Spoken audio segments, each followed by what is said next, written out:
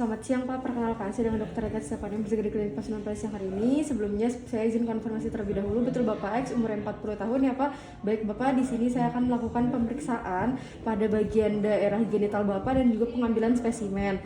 Mungkin ada rasa tidak nyaman pada pengambilan spesimen, tapi saya sudah meminimalisir dan juga di sini ruangan yang tertutup dan juga privasi yang terjaga.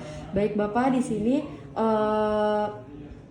apakah Bapak bersedia Pak? Baik, jika bersedia dan jika memungkinkan pasien ini minta untuk menahan untuk berkemih selama 3 jam. Sebelumnya Bapak izin untuk tidak berkemih dulu ya Pak selama 3 jam. Baik Bapak, selanjutnya di sini saya mencuci tangan sesuai WHO dan juga menggunakan glove.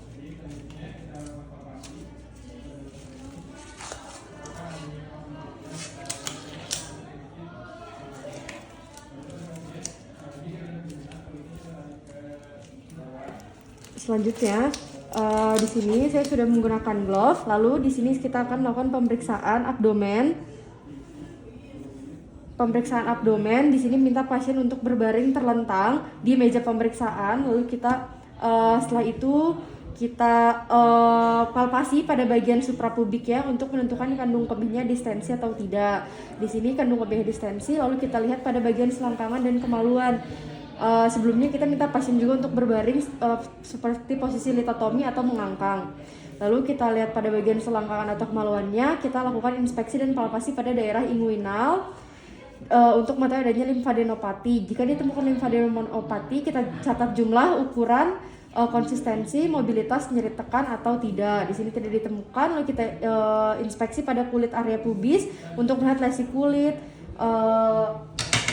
kutu dan juga beserta telur kutu pada rambut pubisnya. Selanjutnya kita minta pasien untuk berdiri. Bapak silahkan berdiri ya Pak untuk memeriksa adanya hernia dengan cara kita masukkan indeks jari melalui leher skrotum ke arah korda spermatika dan meminta pasien mengejan. Silakan mengejan Pak. Jika terdapat hernia, masa tersebut bisa dirasakan pada ujung jari. Di sini tidak ditemukan hernia. Lalu kita lihat juga pada bagian penisnya. Kita minta pasien untuk berbaring. Silakan berbaring lagi ya Pak dengan posisi litotomi atau mengangkang. Lalu kemudian kita periksa batang penisnya untuk melihat adanya lesi seperti kutil, vesikel, erosi, ulkus dan juga penyakit Peyronie. Selanjutnya kita palpasi pada batang penis untuk mengetahui adanya plak fibrosa yang keras seperti penyakit Peyronie. Di sini tidak ada. Lalu selanjutnya pada pasien yang tidak disunat, kita kulupnya itu ditarik sejauh mungkin dan diperiksa untuk mengetahui adanya balanitis, postitis, kutil atau tumor. Lalu selanjutnya kita periksa meatus, urinarius, eksternal untuk mengetahui adanya meatitis, cairan berbagai lesi dan kelainan bawaan seperti hipospadia dan juga epispadia. Jika ada cairan pada uretra, di sini kita perhatikan jumlah, warna dan konsistensinya. Jika tidak ada cairan pada uretra, maka uretra harus dipijat dengan lembut dari akar penis ke meatusnya.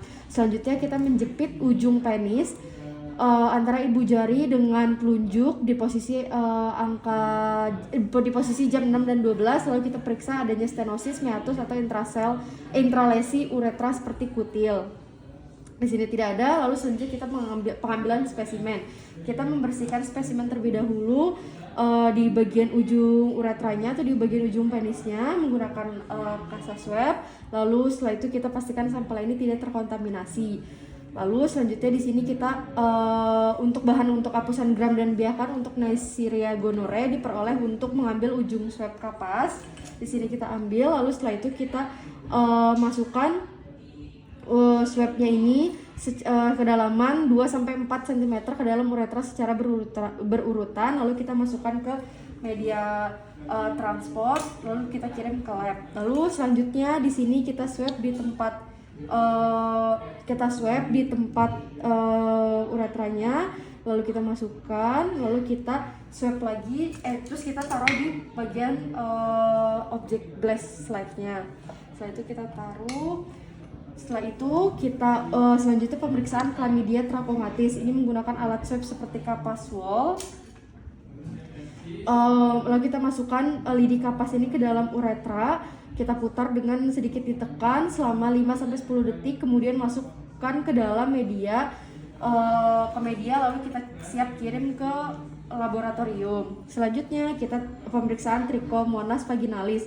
Kita ambil uretra spesimen, lalu dengan kapas, kemudian kita ambil, lalu kita taruh pada glass slide, lalu kita teteskan dengan NaCl, lalu kita tutup.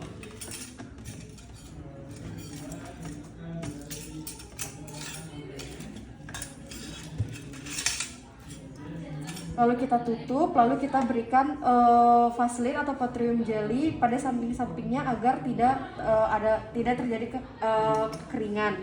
Selanjutnya kita periksa pada skortumnya ini apakah ada asimetri, eritema, dan lesi seperti kista sebaceous dan juga hemangioma. Lalu pada testisnya kita harus palpasi secara hati-hati untuk mengetahui ukuran, nyeri tekan, indurasi atau massa. Lalu selanjutnya kita lakukan tes transiluminasi